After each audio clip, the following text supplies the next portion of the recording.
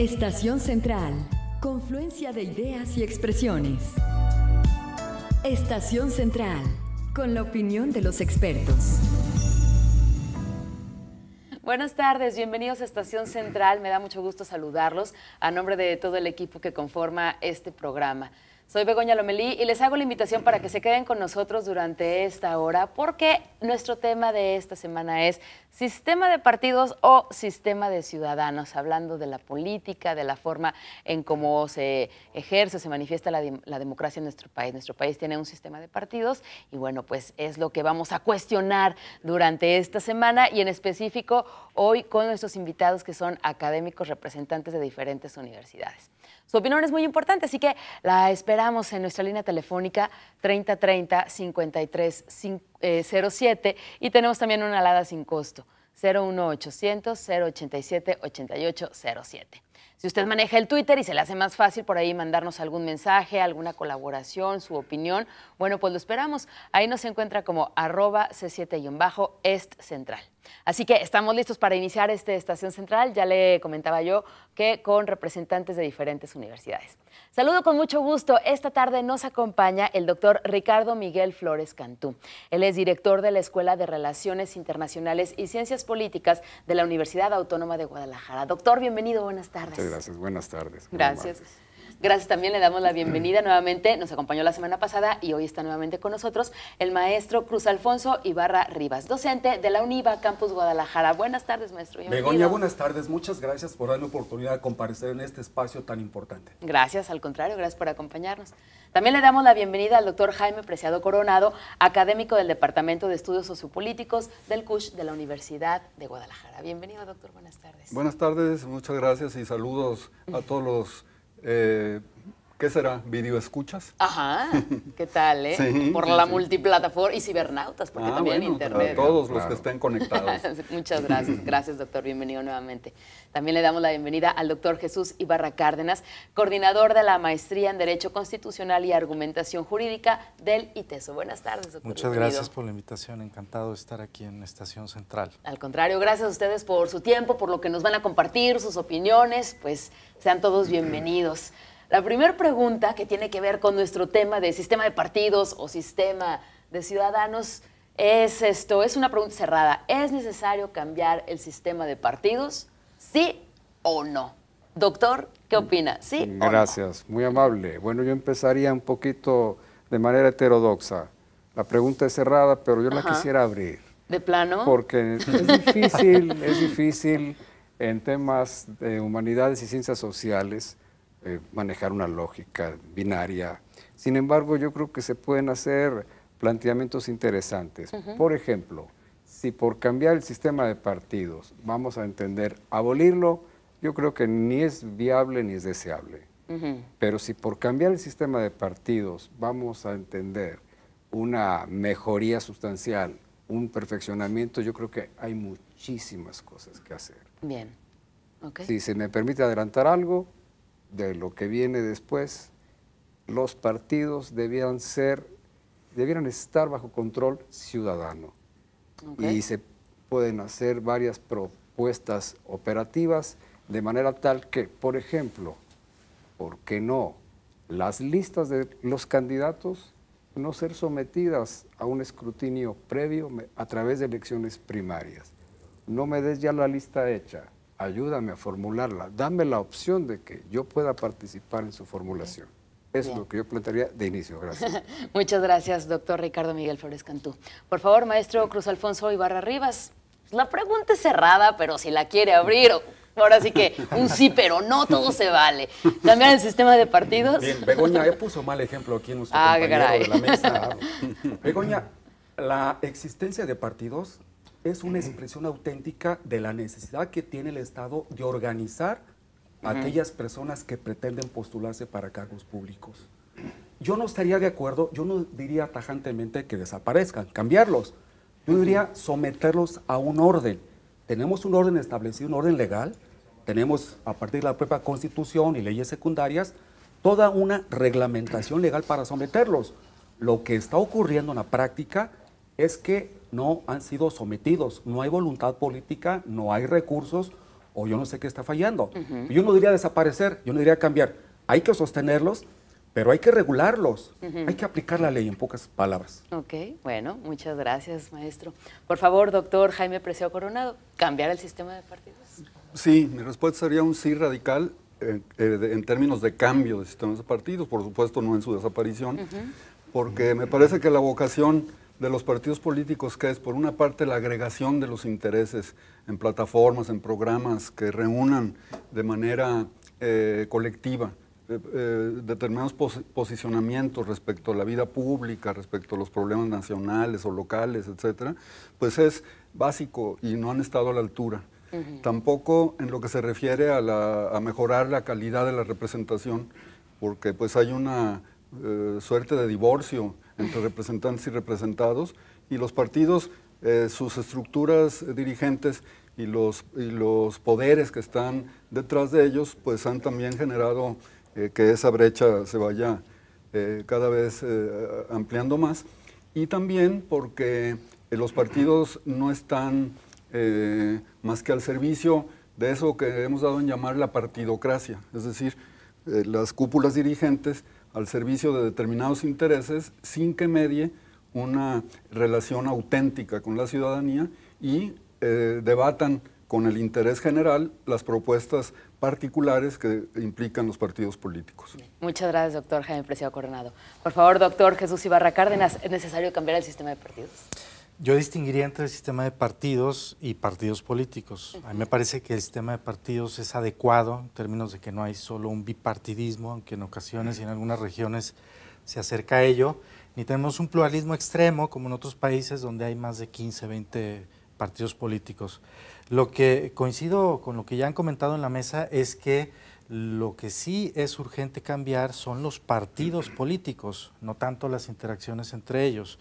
Los partidos políticos, como menciona Jaime, no están dando una representación de calidad, y creo que la principal falla está en su democracia interna, donde el control no es de los ciudadanos, sino de las propias oligarquías partidistas. ¿Qué sucede entonces? Pues que tenemos lo opuesto a lo que tendría que ser un partido político. Lo que tenemos son grupos de interés que dan forma jurídica y democrática, entre comillas, a sus agendas y a sus intereses. Si tuviéramos un esquema de partidos políticos democráticos, por ejemplo, con listas abiertas y no bloqueadas, centrado en el militante, el sistema de partidos mejoraría en cuanto a la calidad de la representación sustancialmente. Bueno, pues tenemos que ir a nuestro primer corte, pero de regreso nos iremos adentrando más acerca del sistema de partidos, sistema de ciudadanos, y si los partidos políticos existentes responden a las expectativas de los ciudadanos o no. ¿Qué está pasando con los partidos políticos? Esperamos su comunicación, 3030-5307 y 01800-087-8807. Nuestro tema es sistema de partidos o sistema de ciudadanos, hablando de nuestro sistema de partidos en México. Esperamos su comunicación, estamos en Estación Central. Vamos a nuestro corte. Confluencia de ideas y expresiones. Estación Central y expresiones. Estación Central. Continuamos. 5 de la tarde con 14 minutos, regresamos a Estación Central. Estamos hablando del sistema de partidos o sistema de ciudadanos. Y mire, y es que estos temas los estamos tocando porque estamos en periodo de precampañas electorales. Entonces, pues Estación Central quiere llevar a ustedes, desmenuzar todo lo que tiene que ver con las precampañas electorales, los candidatos. Y bueno, pues ahora estamos con el sistema de partidos, sistemas de ciudadanos. ¿Usted qué opina desde su punto de vista? Los partidos políticos existentes, y le recuerdo que en México ya tenemos 10 partidos políticos, desde julio del año pasado, tenemos ya 10 partidos políticos aquí en México, ¿cumplen con las expectativas de los ciudadanos? ¿Cumplen con sus expectativas? Comuníquese con nosotros porque esta pregunta también se la vamos a hacer a nuestros invitados, a los académicos. 3030-5307 y 01800-087-8807. Le recuerdo nuestro Twitter para que también por ahí pase y nos deje su comentario, que es @C7-EstCentral. Maestros, ¿los partidos políticos existentes cumplen con las expectativas de los ciudadanos? ¿Qué opinan? ¿Quién dice yo? Ahora sí, ¿quién levanta la mano? Muy bien. Maestro Cruz Alfonso Ibarra Rivas. Begoña, no recuerdo, ya tengo mis añitos, aunque no se noten, no recuerdo una etapa en la cual haya existido una comunión entre los intereses legítimos de la sociedad y los partidos. Me atrevo a sostener que históricamente los partidos y las aspiraciones de los gobernados han ido en sentidos diversos. Ahora, no es la primera vez que se sostiene esto. La crítica política, desde hace muchos años en este país, ha sostenido reiteradamente que los partidos exclusivamente trabajan para sus intereses. Si observamos las plataformas de todos los partidos políticos existentes, vamos a ver que son una maravilla, porque todos persiguen lo que el Estado tiene como fin, que es el bien común, y lo ponen de diversas maneras, lo expresan, pero en la práctica vemos sexenio tras sexenio, trienio tras trienio, que la actividad de los partidos políticos y los gobernados van en direcciones completamente opuestas. Okay. Le corresponde a la sociedad civil obligar por medio de los conductos legales, el voto, a que los partidos genuinamente representen los intereses. Si no, vamos a seguir en esta crisis que ya se va alargando sexenio tras sexenio, de una falta de credibilidad de la sociedad civil en los institutos políticos. Okay. Pues, si me permiten, a mí me parece que habría que preguntarnos cómo es que los partidos políticos interpelan o toman en cuenta a la ciudadanía. Y yo creo que las elecciones de 2012 en ese sentido fueron muy aleccionadoras, porque lo que vimos fue ciertos esfuerzos por tomar en cuenta la necesidad, en primer lugar, de avanzar en la democracia interna de los partidos. O sea, para poder apelar a un interés general que sea lo más incluyente posible, pues lo primero que tienen que hacer es mostrar que tienen una vida democrática propia, ¿no? Y creo que lo que sucedió en las elecciones de 2012 pues nos mostró que en una gama de posibilidades de la elección o selección de los candidatos, fueron las más pocas las que habrían, por ejemplo, con elecciones internas, a un ciudadano cualquiera que pudiera opinar sobre la selección de tal o cual candidato, ¿no?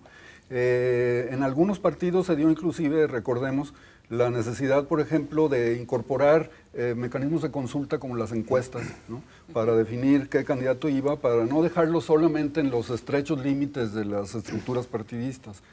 Me parece que esos son síntomas de que hay una preocupación por parte de los partidos de acercarse a la sociedad, pero que esos esfuerzos han sido asimétricos en relación a la brecha tan grande que existe entre los partidos y la ciudadanía. Bien. Sí, bien, doctor. claro, gracias. Indudablemente, sí, gracias. No cumplen con esas expectativas los partidos y esto va a adquirir una pública notoriedad en las próximas elecciones de junio. De suyo, siempre en las elecciones intermedias, y no solo en este país, baja la participación electoral. Pero dados los escándalos políticos y toda la serie de situaciones que se han presentado, esto indudablemente desanima a la población. Claro que hay que cumplir con la legalidad, pero esta legalidad incluso hay que reformarla, hay que llevarla más allá, hay que aperturar muchos datos de los candidatos, no solamente abrir las listas de los candidatos a los ciudadanos mediante elecciones primarias, sino que yo quiero saber también, y de manera dinámica, no una fotografía, de dónde provienen tus recursos, de dónde viene el financiamiento a tus precampañas y a tus campañas. Y no solamente lo tuyo, candidato, sino el de tu entorno político, de tu entorno incluso familiar, para que entonces sí, los ciudadanos puedan en un momento dado participar en la formulación de las listas de candidatos. Esto sí sería participación ciudadana. Y entonces ya no estaríamos en el dilema de sistema de partidos o sistema de ciudadanos. Sería un sistema mixto de partidos con ciudadanos y de ciudadanos controlando a los partidos. Esto sería lo óptimo, lo ideal. Este sería mi planteamiento, sin negar en nada lo que aquí se ha dicho en esta mesa, porque todo es convergente. Muchas gracias, doctor. Doctor Jesús Ibarra Cárdenas. Sí, replanteando un poco la pregunta, más bien preguntándonos por qué no responden a esas expectativas ciudadanas. Creo que no solo es porque hay una legislación que no se cumple, sino porque principalmente la legislación crea incentivos oligárquicos a los propios partidos. Y pongo ejemplos muy claros. La nominación de candidatos, además de ser listas bloqueadas y cerradas, tiene ciertos incentivos favorables a las oligarquías. ¿En qué sentido? En el control del presupuesto, en la reciente reforma de reelección, que no se excluyó a los candidatos de representación proporcional, a quien rinden cuentas en términos de reelegirse los candidatos de las listas, no a los ciudadanos, sino directamente a los dirigentes de los partidos políticos. Otra situación, desde mi punto de vista, absolutamente anómala, que rompe con la democracia interna de los partidos políticos, es dentro del reparto de comisiones en las legislaturas locales y en el Congreso Federal. De nuevo, privilegian a las oligarquías partidistas. Entonces, el sistema electoral y la legislación electoral en general crea incentivos para que no haya un control de parte de los militantes hacia sus dirigencias. Por el contrario, las dirigencias tienen el control de la nominación a través de la selección de candidatos, del presupuesto y de la toma de decisiones en cuanto a estrategia política en las legislaturas. En tanto eso no se abra y se democratice hacia los militantes, los partidos no van a ser la correa de transmisión que garantice la creación de un mandato representativo electoral. Van a seguir siendo grupos de interés oligárquico que marca un estilo de sistema de partidos o de partidocracia, como ya lo mencionaban aquí en la mesa. Todo esto que se ha hablado de las expectativas de los ciudadanos va para un lado, el cumplimiento por parte de los partidos políticos va por otro lado, las oligarquías, las listas, los candidatos, etcétera. Esto es lo que, como nos comentaba el doctor, en las votaciones es donde los partidos pueden medir si son castigados o no, o son premiados, pero también tenemos adentro de los partidos tenemos corrupción. La nota de hoy en la mañana era que los partidos políticos en Jalisco, pues no había en un estudio resultado que no eran tan transparentes, ¿no? En específico los partidos políticos de Jalisco, ¿no? Todo esto tiene que ver con estas voces de anular el voto, no ir a votar, voces que dicen que desaparezcan los partidos políticos. ¿Qué opinan de todo esto? Doctor Jaime Preciado. Tenemos en México las elecciones más caras de todo el mundo. Además, ¿no? ¿Y estas en cuánto van a salir? El voto en las elecciones de 2012 costó cerca de $12, mientras que en Estados Unidos costó como $8.50, ¿no? Entonces, esto pues es producto justamente de una cultura política de la cooptación y el corporativismo, que implica sostener a los partidos dentro de un presupuesto que los mantiene batallando por él, pero terriblemente. Entonces, es más difícil inclusive poder saber datos de los partidos que del presidente de la República, ¿no? La transparencia no es algo que esté asociado con los partidos. No sabemos, por ejemplo, cómo distribuyen ellos los gastos en términos de los pagos que se hacen a sus funcionarios, ¿no? Eso no están obligados ni siquiera a darlo a conocer. Lo que ya se señaló del poderío que da, por ejemplo, como en otros países se hace con los diputados plurinominales, en lugar de que los partidos pongan la lista en el orden en el que van a ir, pues aparece, por ejemplo, en el caso de Alemania, la fotografía de los señores porque están obligados a hacer campaña y no estar nomás ahí nadando de muertitos mientras les cae el puesto que la burocracia partidista tuvo a bien entregarles, ¿no? Entonces, sí, yo creo que hay muchísimos síntomas muy preocupantes de todo esto, pero también creo que la ciencia política, nuestras estructuras de investigación, de docencia, estamos obligados también a pensar en cuestiones de aplicación práctica, ¿no?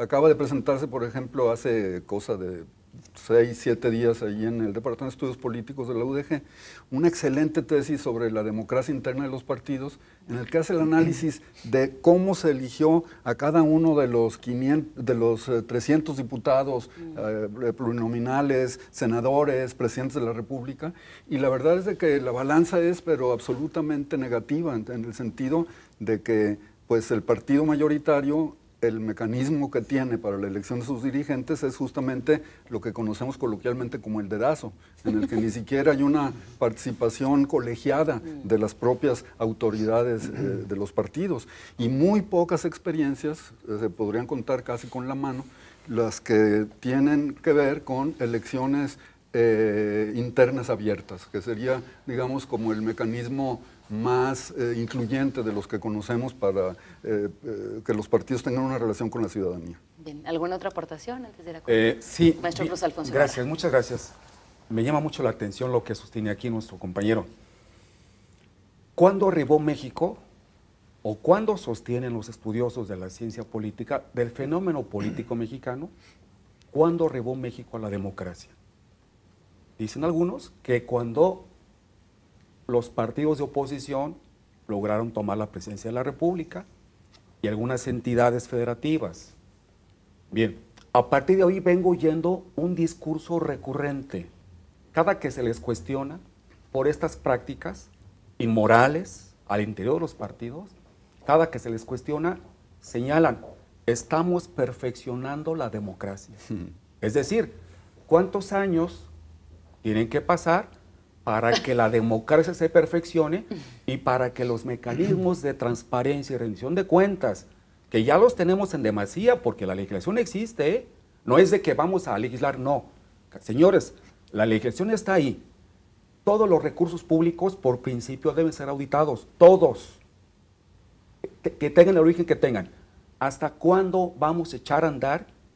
¿Hasta cuándo los mecanismos de transparencia y rendición de cuentas para que esas campañas, para que esos dineros públicos quede perfectamente claro a todos los ciudadanos en qué se destinaron? Pero bueno, me quedo con la expresión, estamos perfeccionando la democracia. Con esto nos quedamos, vamos a nuestro siguiente corte, son las 5 de la tarde con 28 minutos. Estamos en Estación Central. Les recuerdo que esta tarde están con nosotros el doctor Ricardo Miguel Flores Cantú, director de la Escuela de Relaciones Internacionales y Ciencias Políticas de la Universidad Autónoma de Guadalajara. También nos acompaña el maestro Cruz Alfonso Ibarra Rivas, docente de la UNIVA Campus Guadalajara. Por parte de la Universidad de Guadalajara tenemos al doctor Jaime Preciado Coronado, académico del Departamento de Estudios Políticos del CUSH de la Universidad de Guadalajara. Y el doctor Jesús Ibarra Cárdenas, que es coordinador de la Maestría en Derecho Constitucional y Argumentación Jurídica del ITESO. Vamos a nuestro corte, mandamos saludos a la Universidad Panamericana, había confirmado su asistencia, pero pues no está con nosotros el maestro Gustavo Gómez Domínguez, estaba confirmado para estar con nosotros por parte de la Universidad Panamericana. Vamos a nuestro último corte, ¿no es cierto? A nuestro corte segundo, regresamos a Estación Central. Confluencia de ideas y expresiones. Estación Central, regresamos. México no va por el camino correcto. Está herido por la violencia. Confluencia de ideas y expresiones. Estación Central, continuamos. Vamos de regreso. 5 de la tarde con 32 minutos, regresamos a Estación Central. Estamos hablando de sistema de partidos o sistema de ciudadanos. Comuníquese con nosotros. ¿Usted qué opina de los partidos políticos, la organización de los partidos políticos, los candidatos, los precandidatos? Pues, ¿cómo vive usted la política o la democracia en México? 3030-5307 y 01800-087-8807. Ayer se comunicó, la llamada llegó ya muy tarde, no alcanzó a salir al aire, y tenemos el comentario de Alberto García de la colonia Loma Dorada. Él nos dice, soy de Tonalá, soy de Tonalá y vivo la problemática política día con día. Y el señor Jorge Arana vive solo de un cargo a otro. Debería dejar el espacio a gente joven y preparada, ya que los cambios en la política se deben hacer desde la raíz. ¿Algún comentario? Sobre todo en el punto que dice que se vive de un cargo a otro. Claro, es que este es uno de los puntos, gracias, que evidencia esa falta de credibilidad y esa decepción de la ciudadanía. Ahora se habla muy justamente de los políticos chapulines. Efectivamente, en particular en el Distrito Federal, esto está constituyendo un verdadero escándalo político, como se comentó fuera del aire, y se está incentivando, toda vez que incluso los asambleístas ahora aspiran a ocupar justamente las delegaciones. Y es que también se ha caído por parte de los partidos en un electorerismo. nadie se toma la molestia de leer, por ejemplo, los programas, las plataformas. Hablo de la ciudadanía en general, no de los académicos, por supuesto. Pero la gente siente que si lee esas plataformas se muere de aburrimiento.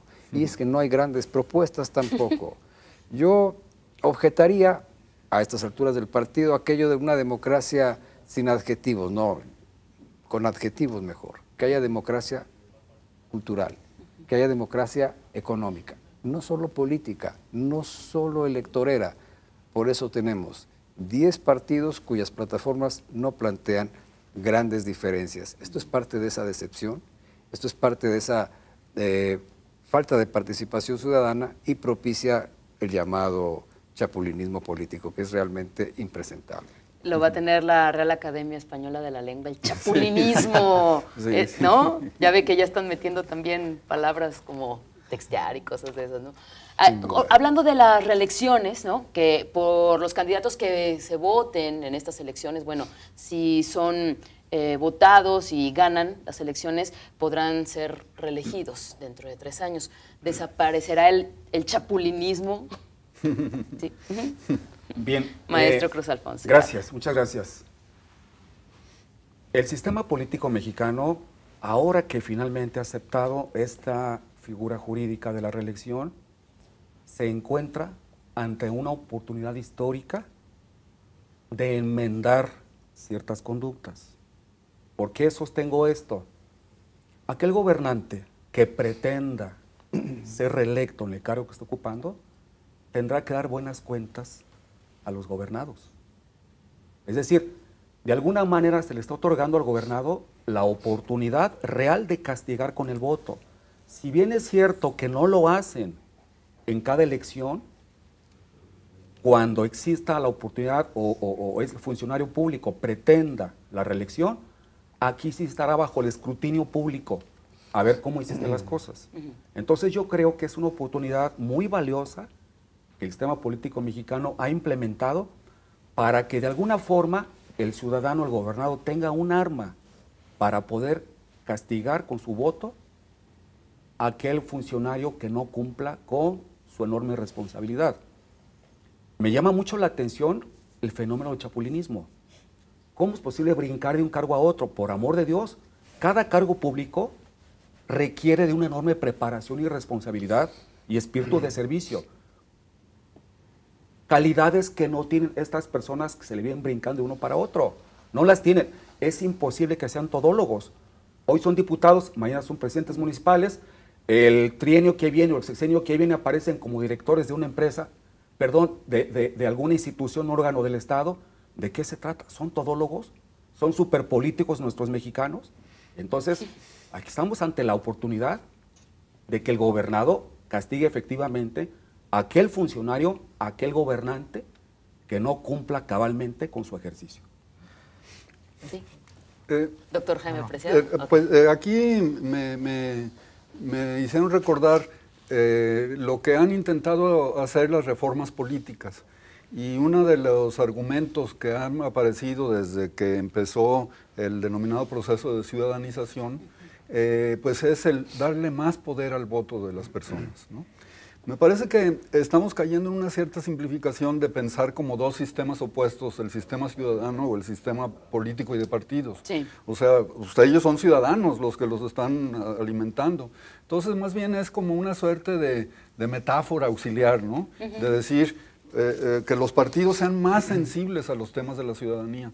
Y yo creo que dos medidas de la reciente reforma política, que son la reelección legislativa consecutiva, en la que en el caso de los diputados federales se va a poder hasta 4 periodos, ¿no? Reelegir 2 veces los senadores. Los diputados locales están en reformas muy desiguales en el resto del país, pero esa tiende pues justamente a darle más poder al voto ciudadano para premiar o castigar a quien no haga un buen papel en los